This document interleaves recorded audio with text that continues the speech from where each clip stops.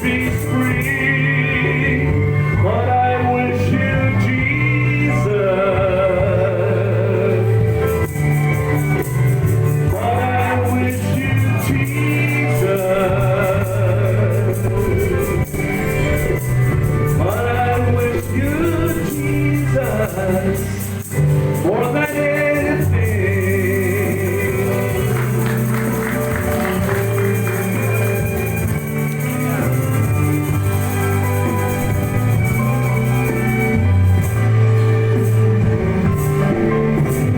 I could wish you joy and peace to last your whole life long. I could wish you sunshine or a cheerful little song. Wish you all the happiness that this life could bring. But I wish you, Jesus. But I wish you, Jesus. But I wish you, Jesus, more than anything.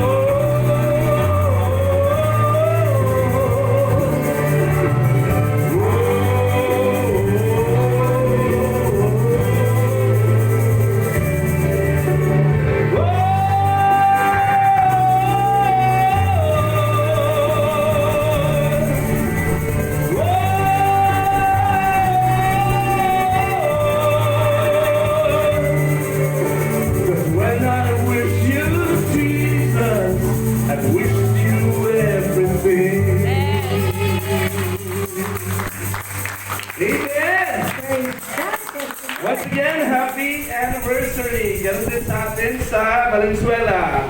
Lahat nga kami na lahat ng mga taga Valenzuela rito? Hallelujah! Yeah, amen! Palakpakan natin si Lord, lahat ng mga taga rito. Woo! Amen and amen. Palakpakan natin si Lord. Amen. So ang ating pong pag-aaralan ngayon, ang babahagi ko sa inyo ay pinamagatan po natin. Ito po yung na-i-assign sa akin, standing firm in faith when the world opposes you. Nakalagay doon, opposes you. Sa Pastor Sally. Pero pinalitan ko siya kaagad, ginawa ko siyang oppresses you nung makita ko doon. Alright? So, nandiyan na ba? Yan, nakalagay na kaagad dyan. Alright, standing firm. And then, ang pinakatema niyan is Christian identity in a hostile world. Amen. Amen. Sabi po sa John 15, verse 18 to 19, babasahin ko po siya sa NIV version. If the world hates you, keep in mind that it hated me first. If you belong to the world, it would love you as its own. As it is, you do not belong to the world. But I have chosen you out of the world. That is why the world hates you. Amen? Amen. Sabi sa Tagalog, kung napupuot sa inyo sa libutan, alalahanin ninyong ako muna ang kinapupuotan nito bago kayo. Kung ako'y o kayo'y taga-sanlibutan, kayo'y mamahalin nito bilang kanya. Ngunit, hindi kayo taga-sanlibutan. Ang kausap niya dito, mga disciples niya, hindi everybody. Mga pili. Sabi mo sa inyo katabi, pili. Chosen ones. Kundi, pinili ko kayo mula rito. So, pinili tayo ng Diyos mula sa sanlibutan. Kaya napupuot sa inyo ang sanlibutan. Amen? Amen. Purihin ang Panginoon sa pagbasa natin sa kanyang salita. Ito pong ating teksto sa ating anniversary celebration today. Alam niyo po mga kapatid, di kailan po sa lahat sa atin dito na maraming challenges ang ating bansa. Amen? At di lang tayo, pati po yung buong mundo. Marami pong nangyayari ngayon sa buong mundo na sobrang nakaka-challenge. Darating na ba si Lord? Katapusan naman ng daigdig? Lot of questions. After COVID-19 po, bawat bansa may kanya-kanyang challenges. No? Untimely death ng magpapamilya, sanhi po ng mga gyera sa ibang bansa, sanhi din po ng mga natural calamities. Sa Pilipinas, iba't ibang sunod-sunod na mga kalamidad ang ating dinanas at ito'y magpapatuloy pa. Nagpipray naman tayo, amen? Pinagpipray naman natin na ingatan tayo ng Panginoon, na ingatan ng Lord ang ating pamilya, ngunit may mga pamilya talaga na dumaraan sa mga ganung challenges. Jesus never promised His disciples an easy, peasy life. Just because Jesus is powerful. Hindi porke makapangyarihan si Lord, kaya niyang bumuhay ng patay, kaya niyang pahintuin ang lahat ng bagyo. Ang unos ay pwede na nating sabihin na hindi na ako magdaranas ng bagyo at unos sa buhay. Dito sa versikulong binasa natin, wala tayong makikita dito na pangako ng Diyos na bibigyan niya ang mga disipulo ng buhay na tila bagang langit dito sa lupa. Wala siyang pinangakong ganon. Instead, He prepared His disciples for the true battle in the Christian journey. If you are a Christian, candidate ka dito. Sabi mo sa iyong katabi, Christian ka ba? Christian ko. You are a candidate. You are a candidate. So, at ang labanan po dito ay tinutukoy ni Lord ay religious persecution po. Pag-uusig sa mga mananampalataya na isa sa mga pangunahing salot ng mundo sa lahat ng mga tagasunod ni Kristo. Walang pinipiling bansa ito. Basta mananampalataya ka, candidate ka sa persecution. Amen? Sino sa atin dito nakaranas na ng mga pag-uusig? Taas ang kamay bilang Kristiyano. Hindi bilang manginginom, ha? Kundi bilang mananampalataya. Amen? Amen. Okay, inusig ka, pinersecute ka, pinahirapan ka. Ikaw ay pinagtawanan, ipinahiya dahil sa iyong paninindigan at pananalig kay Kristo. Yan po yan, ano? So, salot po ang persecution sa lahat ng mga believers. Pero kumpara po sa ibang mga bansa sa mundo, iba ang Pilipinas. Napakaganda ng Pilipinas. Alam niyo po, kumpara sa ibang mga bansa sa mundo, palagi ko po, ang Pinas na po siguro ang pinaka-paraiso ng Christianity sa buong mundo. Ha? Ito na po ang pinakamagandang lugar para sa lahat ng Kristiyano. Ha? Alam niyo kung bakit? Sa Pilipinas, merong religious freedom. Merong freedom of speech. Pwede kang mangaral sa kalsada. Pwede na hindi ka huhulihin. Amen. Pwede kang mangaral sa radyo, sa TV. Pwede kang magsalita, magsabi ng iyong pananampalataya. Iparating si Kristo sa social media, sa text na walang uusig sa iyo. Walang persecution sa Pilipinas. Amen? Pagkat kinikilala daw ang Pilipinas na the only Christian nation in the universe, in the world. Ito ang bansa na naniniwala kay Kristo in general. Kaya kung gusto mo ng walang persecution sa iyong pag-share ng Word of God, dito ka sa Pilipinas. Amen. Kaya lang, marami mga tao dito, alam na nila ang sasabihin mo. No? Ang mga taong nangangailangan ng Word of God ay yung mga totally hindi naniniwala kay Jesus Christ.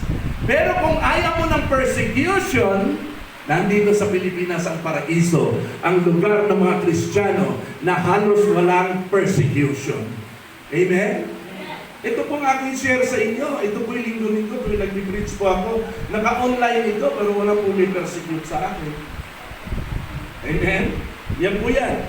Kasi dito sa atin, malaya po ang pagpapahayag. Sa Amerika nga po, binabaril ang mga nagpipreach. Hindi nila iginagalang ang kalayaan, ang demokrasya. May mga taong ganun.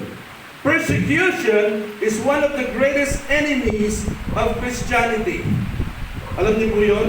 So, gayon pa man, ang message natin today ay panawagan po para sa katatagan ng bawat mananampalataya. Amen? Sabi mo sa iyo, katabi, magpakatatag ka.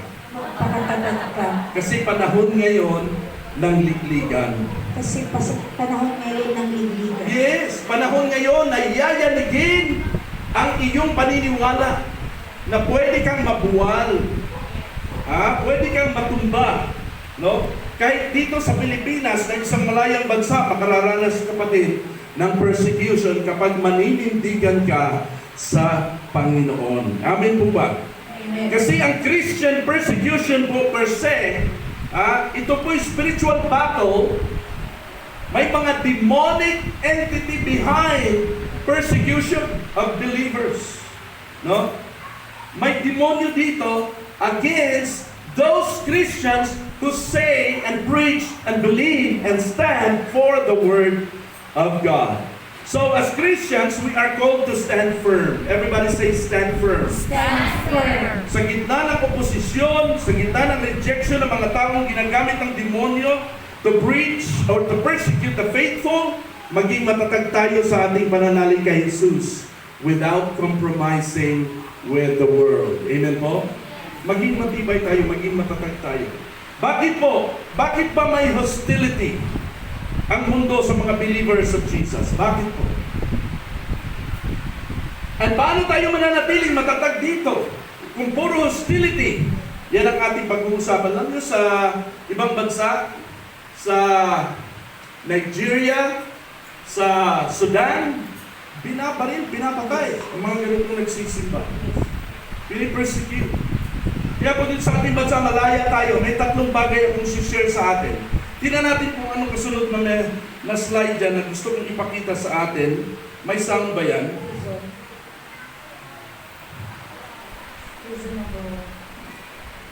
Hold on.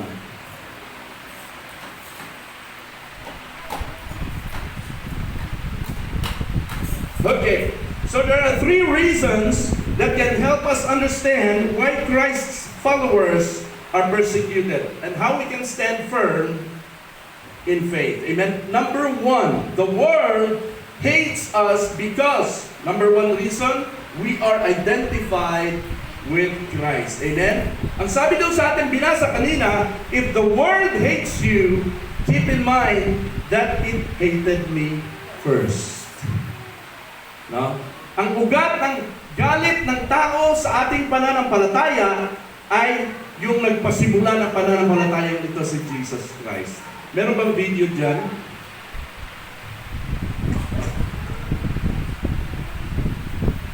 Just play it.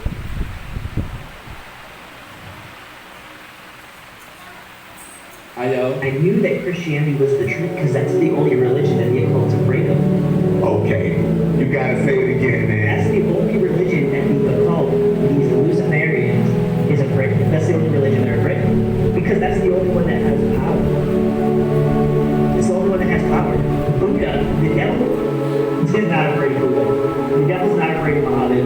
He's not afraid of Krishna. And no disrespect to people, like they're not. It's a multi-religion, bro. So why would the devil be afraid of something that he created? Oh my God. You know what I'm saying? The gospel is the only thing that the devil could have created.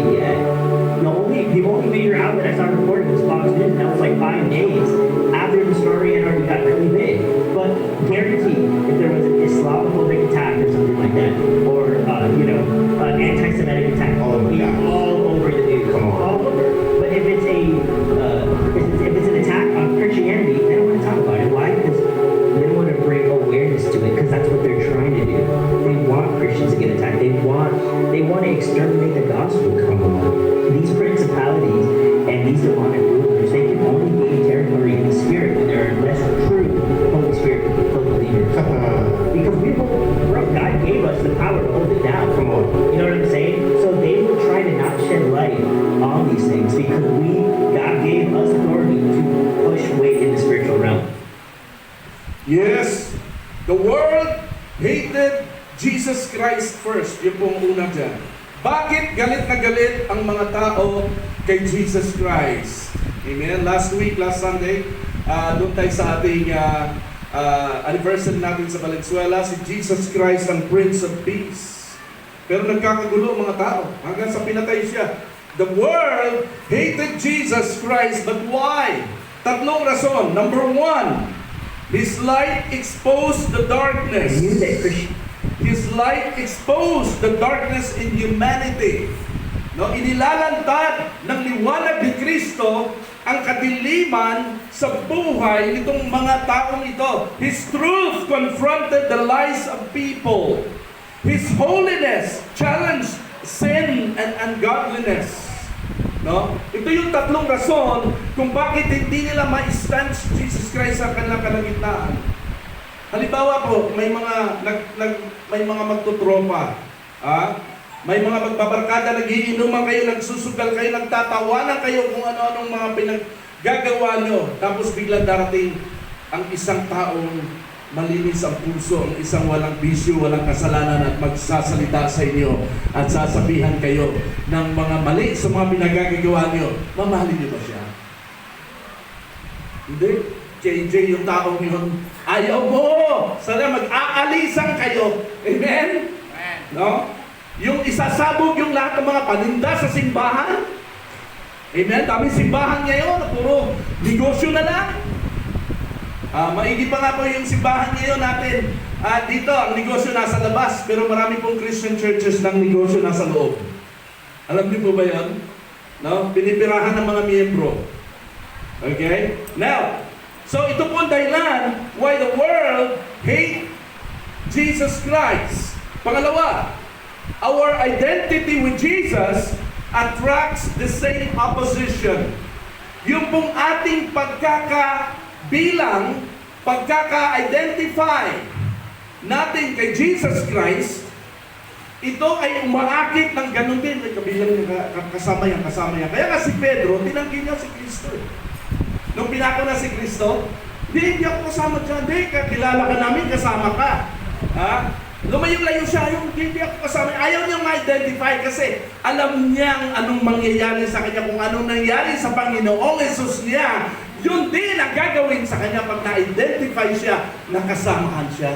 Kaya mga disciples, nagkawalaan nung si Kristo itinakip. Amen? Amen. Si Pedro 3 beses itinatwa, nagsinungaling sa kanyang relasyon kay Kristo.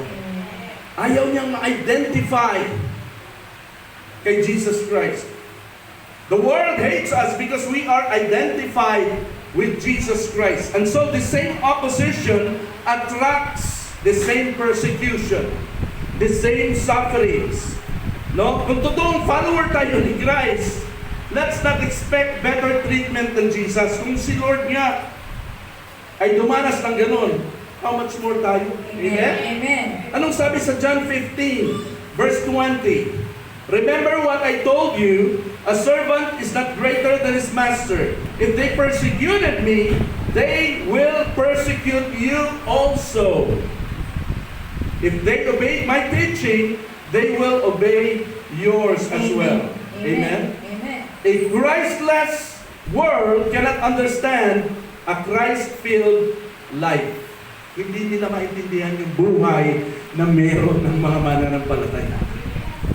Amen? Darkness naturally reacts to light. Amen po? Amen. Pag dumating ang liwanag sa isang dilim, gaano man kadilim, no? Kahit gaano kapusikit ang dilim, isang maliit na liwanag ang sumibol dyan, magtatabihan lahat ng dilim. Amen? Mangiibabaw yung liwanag. Yan po yan. Pangatlo. Ano pangatlo? Ito po ay nagsisignify, palatandaan po ito na tayo ay alien. Everybody say alien. Amen. Ginamit ko talaga yung word na yun. Alam natin, ibig sabihin ng alien, hindi taga rito. Hindi ka opisyal na rehistrado dito. You are alien. We are all believers are aliens to this world. No? So, kapag tayo po i-persecute, don't take it personally. Take it spiritually. Amen? Spiritual battle po ito. Kahit sa sarili po nating pamilya, nagiging parang magkakaaway ang magkakapatid, magtita, magnanay, magtatay, sila nagkakagalit. Bakit pa mula nung naging Christian ako, lagi na lang kami nag-aaway? No? Pag mag-church ako, ayaw nila. Pag ini-invite ko sila, ayaw nila. Pero pag anniversary at may kainan, sasama sila.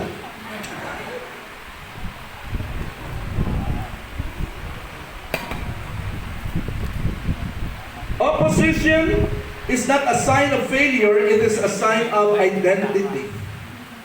We are being opposed and oppressed, harassed, and persecuted as believers because we are identified with Jesus Christ, whom the world hates so much. Amen? Walang pinagkaiba yan pag nagkaharap-harap ang magka-Duterte, mga Duterte at yung mga maka-BBM. Pag nagkaharap-harap yan, anong mangyayari sa palagay nyo? Sasabog yan. Walang iniwan yan kasi hindi man sila si Duterte, hindi man sila si BBM, they are identified with them, with these people, magkakatunggali yun. Ganun lang din sa Christianity. Kaya, huwag tayong matakot, huwag tayong magamba, ma-discourage kapag nakakaranas tayo ng persecution kasi alien. Sabi mo sa iyong katabi, alien. Alien po tayo dito sa mundong ito. At ang mga aliens po ay pansamantala lang. Amen po ba? Don't take it personally. Now, how do we differentiate persecutions, problems, and trials? Paano ba natin ito pinagkakaiba? Ang akala kasi natin lahat na lang ng problemang dumating sa atin ay persecution. Hindi po. Ang persecution po, ito ay resulta ng ating pagiging identified kay Jesus. Bunga ito ng ating pagiging kilala na tagasunod ni Kristo. Ang mga problema sa ating buhay, iba na po ito. Ang mga problemang dumating sa ating buhay, tayo po may kagagawa nun. O kaya yung ibang tao. Kaya tayo nagkaroon ng mga problema. No?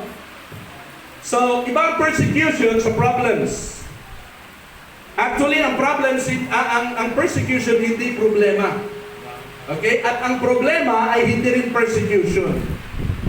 Ang problema ay consequence. Everybody say consequence. Ng ating sariling mga pagkakamali. Halimbawa, sabi ni nanay, nak, magtapos ka na pag-aaral bago ka mag-asawa. Ay nag-asawa agad, nagkaanak. Dumami ang anak, hindi pa ready buhayin ng mga anak. Consequence, problema sa pera, problema sa gamot, problema sa bahay, problema sa buhay. At huwag natin sabihin, Lord, masyado na akong pinipersecute ni Satan. Hindi po. Consequence. Everybody say consequence. Amen. Ang mga trials naman po ay either combination po ito ng persecution at saka problems. Pag pinagsama na yun, trial na yun. Susubugin niya yun kung ikaw ay matatag sa pananampalataya mo. Pag nagkasabay-sabay at nagkasunod-sunod na ang mga persecution, pag-uusik at mga problema sa buhay. Amen? Wala ka nang maluto, wala kang pambili ng bigas, may sakit yung anak mo, hindi mo mabili ng gamot, tapos palalayasin ka pa ng nanay mo kasi wala ka nang ginawa, kundi puro simba ng simba. Puro Bible study ng Bible study, persecution yun. Pero yung wala kang makain, wala kang pambili ng gamot, yun ay resulta ng iyong actions. Amin po, taas ang mga kamay dito ng mga kabataan nag-aaral, sa kamay. Challenge ko sa inyo, tapusin nyo ang iyong schooling. Mahirap mag-apply ng trabaho ngayon. Woo! Ako po hindi nakatapos na pag-aaral. Hindi po ako tapos sa pag-aaral. High school graduate lang po ako. Alam ng iba ko sa inyo. Sinika po namin mag-asawa, mapagtapos ang 4 naming anak, sabay-sabay ang 3 sa kolehiyo. Ako lang po kumakayod, naghanap buhay po ako. Nawala po ako sa pagpapastor, sa paghanap buhay, hanggang sa pag-graduate yung 4 na anak. Ngayong graduate na sila, ang lalaki ng sahod nila. Pagdating noong kanila, ako po liit lang ng sahod ko. Pagdating ng pandemic, alam niyo yung pandemic, ano? No, yung mga taon na yon, hindi kami nakatikim ng ayuda. Kasi yung pumapasok na pera sa work from home sa bahay, humigit kumulang 100,000 buwan-buwan. Dahil 5 kami nagtatrabaho, nag-asawa pa ng IT, ang panganay ko, 6 na kami nagtatrabaho. Nagka-boyfriend pa ng IT, yung isa kong anak, ang dami ng mga tulong sa bahay, pa namin ng ayuda. Pero yun ay bunga ng pagsusumikap. Sabi mo sa iyong katabi, magtapos ka.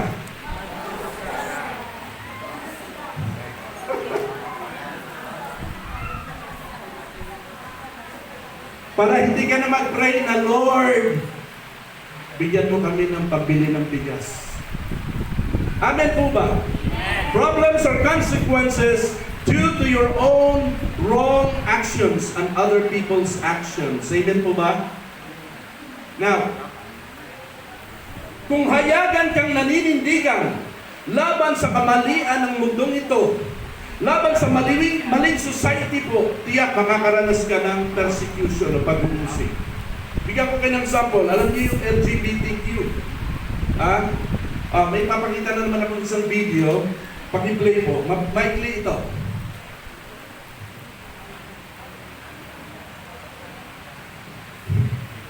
This is me.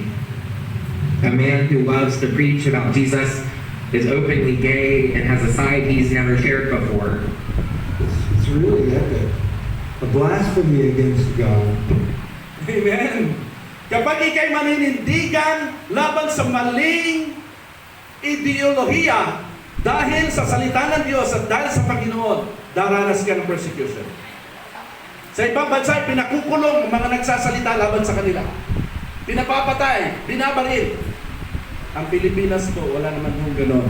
Pero pag maninindigan ka, makakaraan ka ng persecution.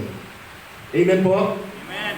Pero kung hindi mo ipinapakita ang iyong pagtutol sa kasamaan, nananahimik ka kasi ayaw mo ng gulo o ayaw mong mapahiya, no persecution.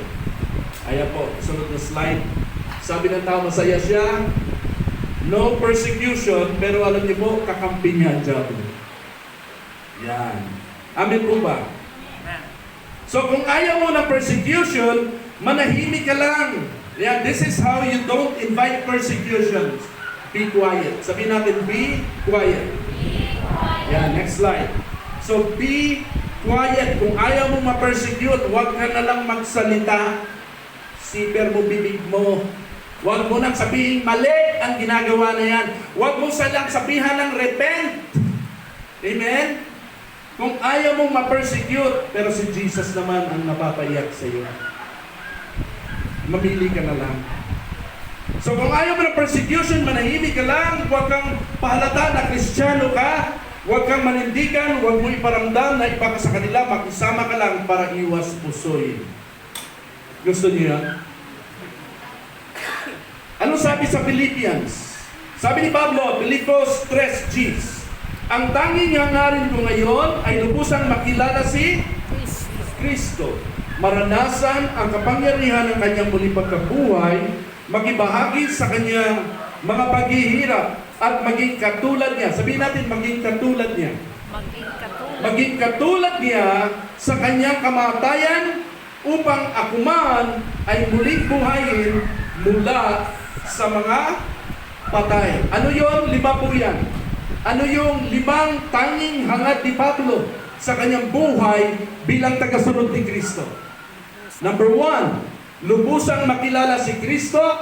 Number 2, maranasan ang kanyang kapangyarihan at ang kapangyarihan ng kanyang muling pagkabuhay, magibahagi sa kanyang mga paghihirap, maging katulad niya sa kanyang kamatayan at muling buhayin mula sa mga patay. Alam niyo po mga kapatid, lahat dapat ng Kristiyano ngayon ay ganito din ang pananaw at hangarin sa buhay. Ay din po ba? Katulad ni Pablo. Kung ikaw ay naniniwala sa doktrina ni Pablo, ito rin ang doktrina niya sa sarili niya. Na wala siyang ibang hangad, kundi ang maging katulad ni Kristo sa lahat ng bagay. Kung si Kristo ay pinahirapan, so be it. Kung si Kristo ay pinersecute, so be it. Let it happen to me also. So, dapat tayong mga Kristiyano ay sinusundan natin ito.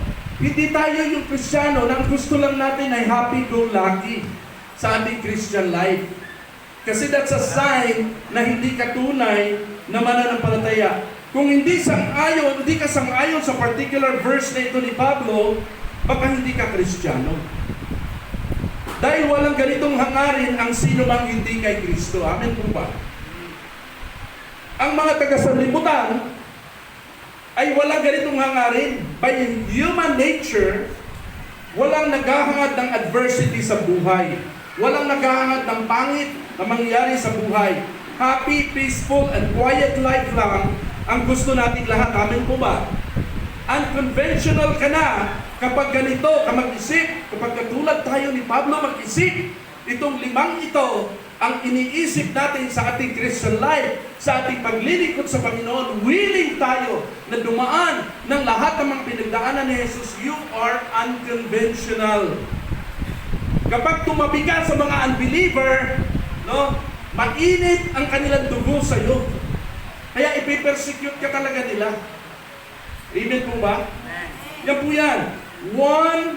Alam niyo po, ang mga taga-sanlibutan wala nito.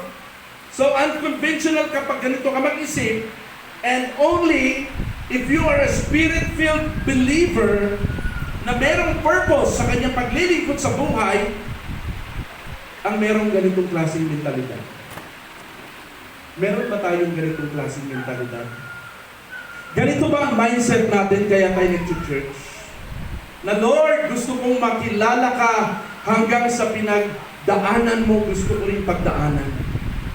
Ano ba yung pinagsisimba natin o pinupunta natin sa church? Para ba ma-bless tayo? One of the greatest misconception and deceptions the devil has spread in the pulpits today is that by becoming a Christian, they will be blessed, prospered, healed, illness-free, to enjoy good life in the name of Jesus Christ. Some people, they go to church to be healed.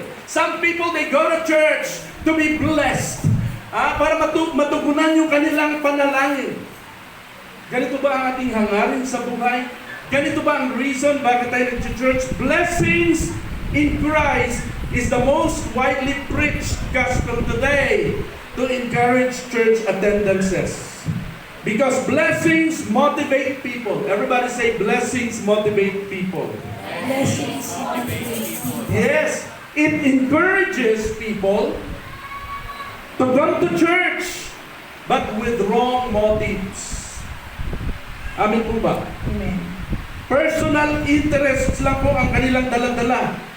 Interests of earthly success and beautiful life instead of surrendered life and dead to self kind of life. Amen po? A lot of people like that. Na gusto, ito'y pinapakita ko so that para makapag-reflect ka sa iyong sarili ka, sa iyong sarili, saan ka dito. Amen? That's how some mega churches, alam niyo po yung mga malalaking churches, especially in the United States, some mega churches are made of. Ang emphasis po ng teaching ay prosperity and success in Christ. Amen? Taas ang kamay na gusto mong pagdalain. Gusto ko yung pagpapala, taas ang kamay. Pakita nyo na. Oh, ayan. Wala namang ayaw sa pagpapala, amen? Lahat gusto natin yan. Amen. Yan pong linya yan ang madalas gamitin ng mga tao, ng mga preacher, ng mga pulpits today, especially sa mga mega churches, para dumami ang tao. Kasi pagpapala ang hanap ng tao. Ayaw ng pagpapalo. Pag nag-preach ka ngayon ng something na tatamaan ang kanyang pagiging adulterous person, na siya'y nakikisama, may asawa siya, nag-asawa siya ng iba. May girlfriend siya, may girlfriend pa siyang iba. Pag yan ay nasagasaan, ang taong yan ay hindi na babalik sa susunod na linggo. Mababawasan na ang tithes and offerings. Iiwasan mo yan pag may speaker. Sinasabi nila, Pastor, ano bang message mo ngayon? Iwasan mo to ha, huwag ka magsasabi ng ganito, huwag ka magsasabi ng ganito. Kasi meron kaming top giver dyan, baka umalis. Ganyan po yan.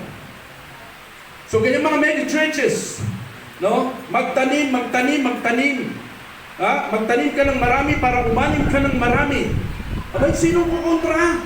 Yan po'y biblical principle, amen? Pero pag yan, at yan ang tinuturo natin, at natatapunan niya ang mensahe ng kaligtasan ng pagtalikod sa kasalanan, sakripisyo, persecution, etc., ang tao ay pupunta na lang kay Lord para manghingi ng blessing.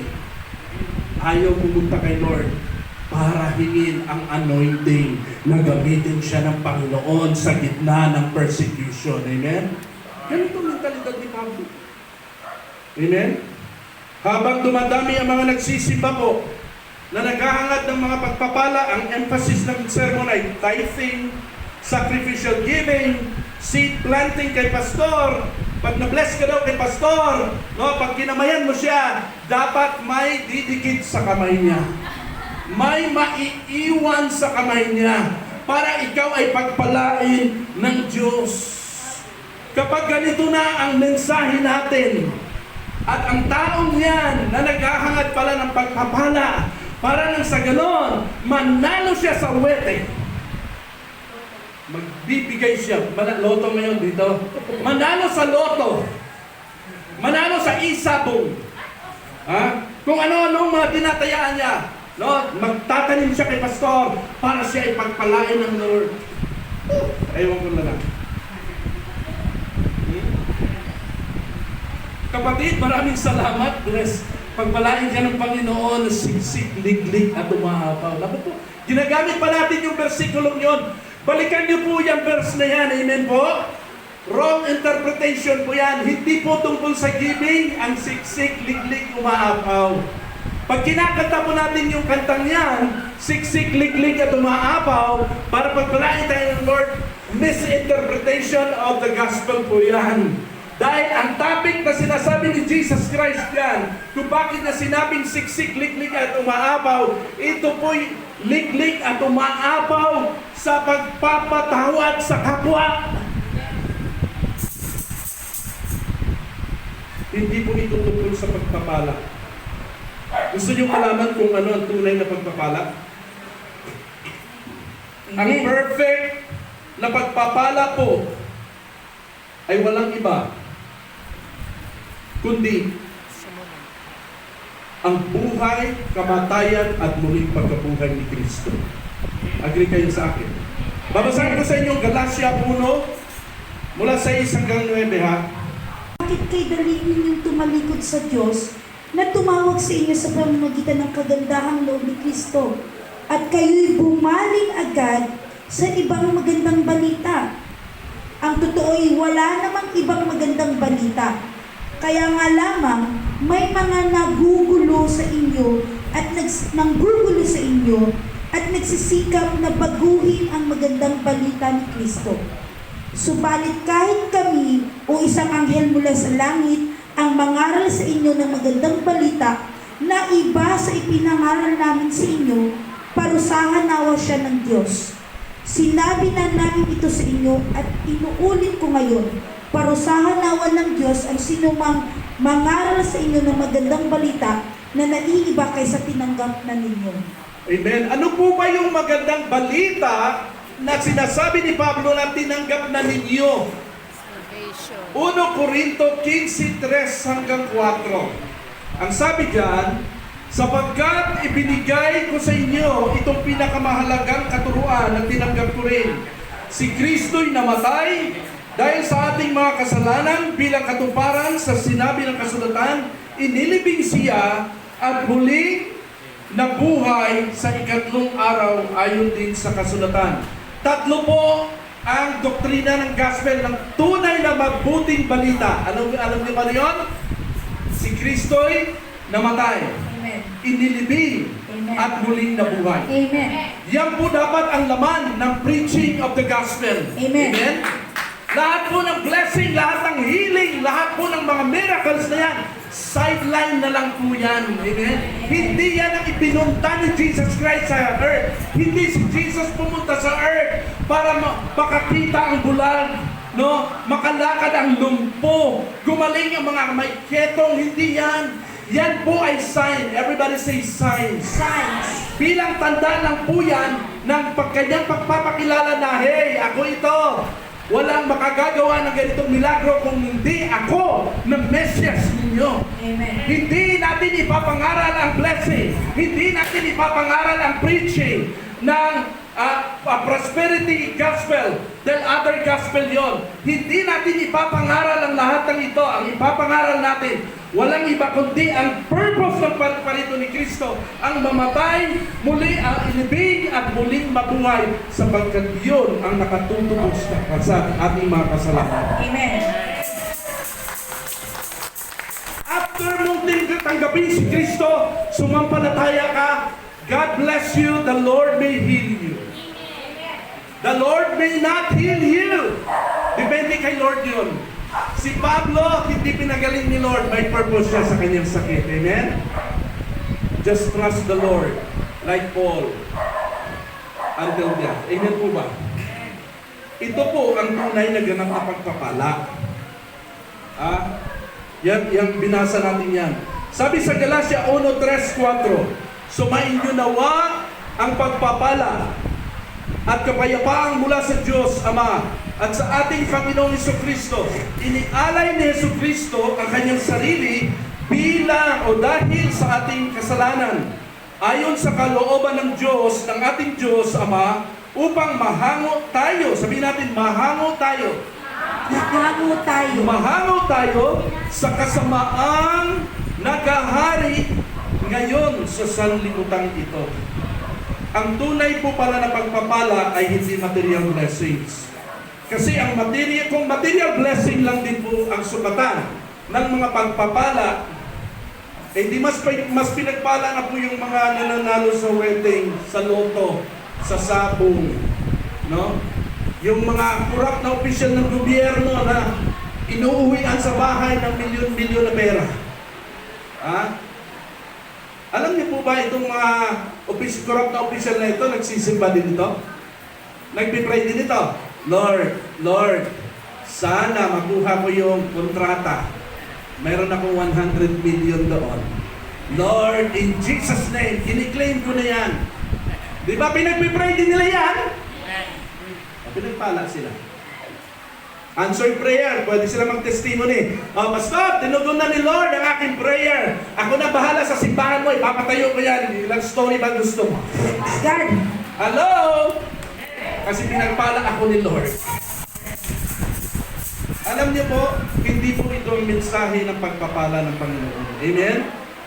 Kapag ang diin ng mensahe ay hindi po ganito, kundi panay blessings, prosperity, miracles, healings, people will come to Jesus for all those material things and not for the salvation of their soul. Not for repentance and renewing of their mind. Parang ginawa na lang po nilang seminaran po ang pag-asenso, ang simbahan. Ginawa na lang nilang seminaran, paano ba tayo pagpapalayan ng Diyos? Sumatit ka sa church. Parang doon kasi ituturo ni pastor ang susi para ikaw ay pagpalain. Parang seminar na lang ang church para sa mga pagpapala. Parang club na lang ang church eh. Pero yung faithfulness, yung sacrifice, change of mind, repentance, wala. Hello? Hindi na po ang mabuting balita ng kaligtasan ang tinatanggap ng tao, kundi blessing na lang. Hindi ang Ebanghelyo ni Kristo ang pinananampalatayan nila, kundi ang prosperity gospel. Amen po. Are you with me? Amen. Praise the Lord. Amen po. Amen. Now, alam niyo po, yung mga pastor na dinadala nila ang kanilang mga miyembro at ang maraming mga tao, ginagamit ang pulpito para ipangaral ang paano mag-raise ng funds sa church. No? Magbigay kayo, magkaloob kayo, mag-sacrifice kayo. Alam niyo po, they are blind leaders of the blind. Amen. Sabi ni Jesus, Mark 8:36, tingnan niyo po, next slide. For what will it profit a man if he gains the whole world and loses his own soul? Or what will a man give in exchange for his soul? Hindi talaga interesado si Lord sa kayamanan. Noon pa lang, inanok na siya ng diablo. Ibibigay ko sa iyo buong mundo. Just bow down and worship me. Amen? O, tamo? Yan din ang alok ng maraming mga pastor sa mga tao. Gusto mo pagpalain ka ni Lord? Gusto mo masenso, matugunan ang mga prayers mo? Magsimba ka linggo-linggo. Maging faithful ka sa tithes and offering. Magtanim ka. Dumarating sa punto ng mga preachers, lalo na sa Amerika, nagdedemand na po sila ng halaga. Nagdedemand na po sila. Tingnan nyo sa YouTube. No? Kung hindi ka masyadong nagtitingin sa YouTube na mga tiwaling, mga simbahan at mga preachers, alam niyo po, ginagamit ang simbahan para pagkakitaan ng mga miyembro. Mga malalaking churches ito, mga kilalang churches, at ang iba sa kanilang pumupunta sa Pilipinas para maghasik ng salita kuno ng Diyos. Amen? Now, punta tayo sa pangalawa. So, ito yung binanggit ko kanina. Next slide, si Kristo ay namatay, nilibing at muli na buhay sa ikatlong araw. This is the true gospel to be shared. No? Yung pong mga prosperity gospel preachers, sila po yung mga bulag na taga-akay na mga bulag. Yan pong sabi ng next slide. Mga bulag na taga-akay na mga kapwa nila bulag. Amen? So yan po, this signifies we are aliens to this world. Now, punta tayo sa pangalawa. Sabi diyan sa verse 19, if you belong to the world, it would love you as its own. As it is, you do not belong to the world. Sige, pakilipat po. Pag may bago ako, lipat nyo lang. Ha? Thank you. Reason number 2, we don't fit in the world because we don't belong here. Amen. Anong sabi ni Jesus sa verse 19? You do not belong to the world. Amen. Huwag tayong humanap ng mga pagpapala ng Diyos dito. Dahil in the first place, si Jesus Christ mismo, hindi pinagpala sa material mula nung siya isilang. Amen. Sino sa atin dito ang ipinanganak sa kainan ng mga baka? Sa mabaho, malansa, maduming kainan ng mga baka, maraming damo. Wala. Jesus Christ had the worst birth.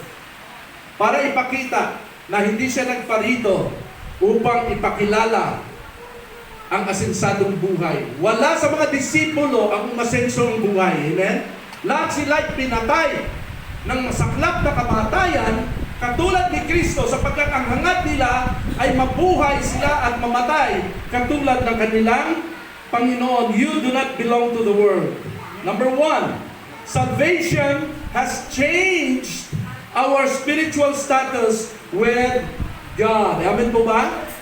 Nung tinanggap natin si Kristo, dati anak tayo ng diablo, ngayon anak na tayo ng Diyos. Bilang anak ng Diyos, you do not belong to the world. Amen? Bakit po? When we got saved, we became children of God at nasira ang ating ugnayan kay Satanas. So, antimano, galit na agad si Satanas sa atin. At dahil wala naman siyang ibang pwedeng pagbalingan, hindi niya kaya ang Diyos, tayo ang pagdidiskitahan ni Satanas. Tayo yung pahihirapan niya. Pag tayo'y magpapatuloy sa gawain, pag tayo'y maglilingkod sa Panginoon, tayo'y susuporta sa gawain ni Lord, tayo'y titiisin natin ang mga pinagdadaanan nating trials sa buhay, ang mangyayari po, tayo ay paghihirapan ni Satanas. Kailangan mong maging matatag. Amen po? We are separated from the world. Kaya lumayo kayo sa kanila, humiwalay kayo sa kanila, sabi ng Panginoon, huwag kayong makisama sa anumang karumihan at tatanggapin ko kayo. So, 2 Corintios 6:17. Amen po. Pangalawa dyan, we were transferred from darkness to light. Iniligtas niya tayo sa kapangyarihan ng kadiliman at inilipat sa kanya, sa kaharian ng kanyang minamahal na anak, from darkness to light. Colossus 1:13. Amen po? And then, pangalawa, we live differently because we are different. Sabihin sa iyong katabi, you are different. You are different. You are a child of God. You are a child of God. You are not of the devil. You are not of the devil. Amen. Palakpakan natin si Lord. Amen. Hindi mo talaga tayo meant to be, hindi tayo meant to blend. Hindi tayo meant para makisama sa mga hindi mananampalataya. Amen. Alam niyo kung bakit? Pakibasa ng sabay-sabay ito ha. We as followers of Christ, we have what? Number 1, ready? Go! Different values. Number 2, Different priorities. Different lifestyle. 4, Different direction. Different standards. Different faith. lahat na lang na bagay, iba tayo. Hello? Amen. Iba tayo sa kanila. Ginawa tayong iba ni Jesus Christ. He has changed our status. Amen. He has changed our lifestyle, Amen. our standard, our Amen. belief. Everything in us is different. Amen. Hindi tayo pwedeng makisama sa kadiliman. Kailangan humiwalay tayo, humiba tayo. Amen po? Anong sabi dito? Ito, merong isang picture na napulot lang. Yan, sabi ni Pope. Sabi niya, Jesus ha, kayong dalawa, matagal na kayo magkaaway. Put all your differences aside naman in the name of peace. Let bygones be bygones. Siya pa talaga nagsabi sa dalawang malalakit makapangyarihan. No? Sino ba tayo para pagsabihan natin si Jesus at ang diablo na magkasundo na sana kayo? Peace! Walang ganon, amen? Hindi pwede magkasundo at magsama ang dilim at liwanag. Amen. Tatalunin ng liwanag ang dilim. Amen. Ganun lang po yun. Amen? Ano sabi sa 2 Corintios 6:14 hanggang 15? Huwag na kayong makipag-isa sa mga di sumasampalataya. Nandiyan na ba? Maaari bang magsama ang katuwiran at ang kalikuan? O kaya'y ang liwanag at ang kadiliman? Maaari bang magkasundo si Kristo at si Belial? Belial po, ito po yung demonyo, itong kalaban. Ano ang kaugnayan ng sumasampalataya sa di sumasampalataya? Kapatid, huwag kang makipag-isa sa unbeliever. Amen po ba? So, pangatlong dahilan, the world will react to that difference. Yung diferensya natin sa mundo, ang mundo ay magagalit sa atin. Amen? Your holiness irritates worldly hearts. Your convictions will expose. So, your convictions will expose compromise. Your light reveals their darkness. Amen po? Darkness will react to light. Panghuli. Sabi diyan sa pinaka-last sentence, John 15 verse 18 to 19, ang sabi diyan, I have chosen you out of the world, that is why the world hates you. So ito na po yung panghuli. Number 3, the world hates us because we were chosen by Jesus Christ out of this world. I have chosen you out of the world. Ikaw kaya, tanungin kita. Anong pakiramdam mo? Sobrang expected mo na ikaw ang pipiliin sa isang patimpalak. Pero yung katunggali mo ang pinili ng hurado at hindi ikaw. Disappointed? Selos? Inggit? Ano pa? Tas very obvious naman na yung pinili nila ay hindi karapat-dapat, hindi kagandahan, hindi kagalingan, mas magaling ka, mas maganda ka. Anong mararamdaman mo na hindi ka ang napili, siya ang pinili? Taas kilay. Ha? Ganyan po ang pakiramdam ni Satanas sa mga anak ng Diyos. We have no slight idea sa tindi ng selos at galit ng diablo sa mga taong pinili ng Diyos. Si Lucifer nung una, siya yung pinakamagaling, pinakamaganda sa lahat. At hinangad niyang maupo sa trono ng Diyos para mamuno at maghari. Pero itinapon siya ng Diyos sa lupa.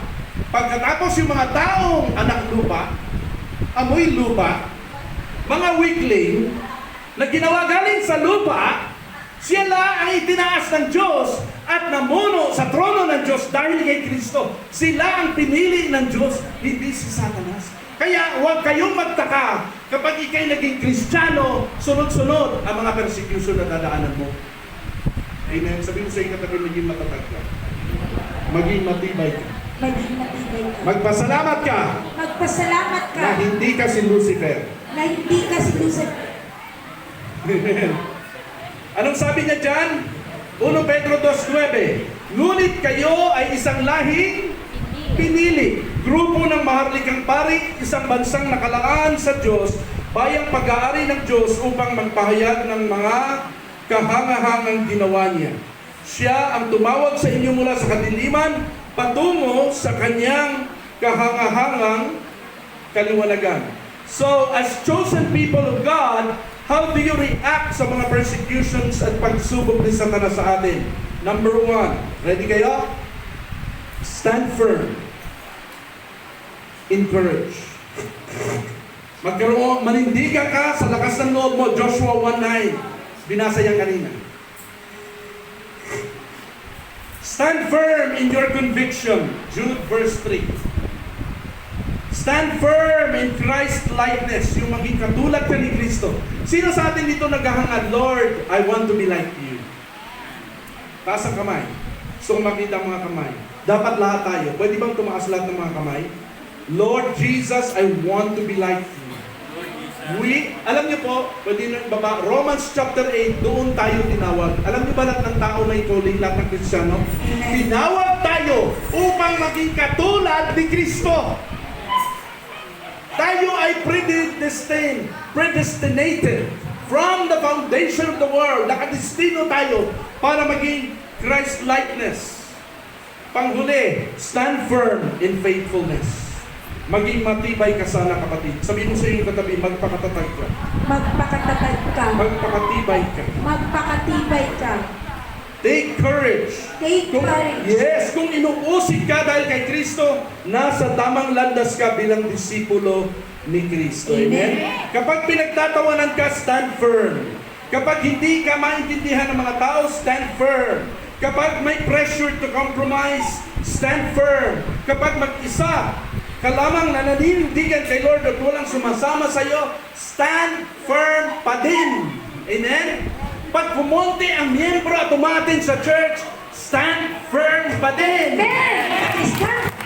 Hindi nakatingin si Lord sa bilang ng tao. Amen. Sapagkat ang kingdom of God does not belong to the world. It belongs to those believers and true believers of Jesus Christ. Amen.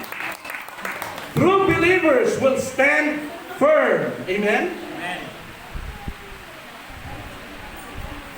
Jesus Christ is our foundation. Hindi tayo mabubuhay. Lahat ng naninindigan sa Panginoon ay makakasama niya sa kalangitan balang araw. Yun na po ang tunay na sign na tunay na Kristiyano ng isang tao kapag siya ay naninindigan hanggang sa huling hininga niya.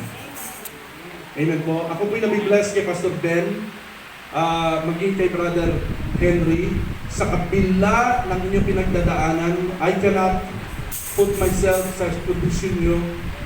Hindi ko, how I wish and pray the Lord, by the time, when the time comes, na dumating ako sa sitwasyon na hindi ko na kaya, magpapatuloy ako. Amen. Yan ang prayer ko. Katulad ng ginawa nila. Naalala ko si Pastora Lolit. Kilala si Pastora Lolit, yung head pastor ng church namin dati. At yung kanyang anak, parang sila may sakit. Cancer ang mga sakit ng mga to. Namatay muna yung anak, pastora. Dalawang anak na iniwan. Sumunod, namatay yung asawa. Ilang buwan lang nakakaraan, pastor ng church. Naubos yung mga pastor ng church. And then, pinakahuli si Pastora Lolit, 3 sa loob ng 1 taon, namatay ang 3 miyembro ng pamilya na puro pastor, head pastors ng church. Ang naiwan, 2 bata na teenager, babae, na nasa music ministry. Binabantayan ko sila kung sila'y magpapatuloy o hindi. Nakita ko sila nagpapatuloy. Amen, Lord. Kahit nawala na yung anak.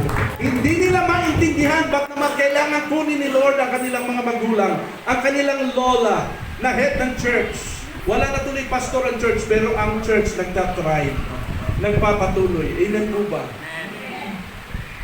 Kaya wala dito yung ilan kong mga anak kasi music ministry member sila doon sa church na yun. Tuloy-tuloy ang gawain. Kahit kumunti ang mga tao, basta nandito si Lord, hindi mabubuwal ang church. Sapagkat ang church na ito ay hindi sa amin. Ito ay church ni Jesus Christ.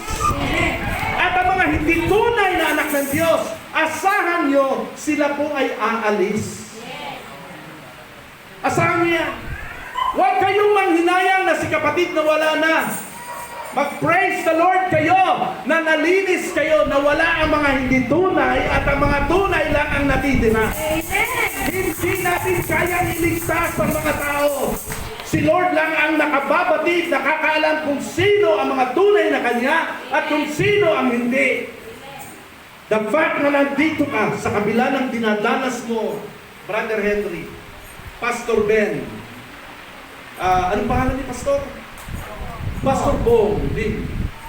Sino man sa inyo dito may sakit, the fact na nandito kayo, sa huli nila, alam niyo yung 3 pastor na binanggit ko, namatay po yun, puro cancer. Hanggang sa huli, naalala ko noon, kahit wala na siya kakayanang mag-preach at tumayo, no? Puro sore na yung likod, gusto pa din niya siya mag-preach. Naka-record na lang sa cellphone ang message, tapos kami nandoon sa baba, nakikinig sa loudspeaker sa sermon niya, hanggang sa siya namatay.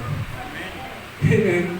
Amen. Hanggang silang 3 ay kinuha ni Lord. Amen. Notwithstanding kung sino magpapastor sa isang church na yun na malaki. Notwithstanding kung sino mag-aalaga sa mga bata.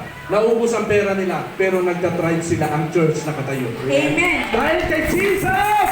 Amen. Kahit anong usig ang gagawin nila sa inyo dito, hanggat si Lord ay kakampi nyo, walang sino mang bumuwal sa inyo. For Amen. greater is He that is in you than He that is in the world. Palakpakan natin siya.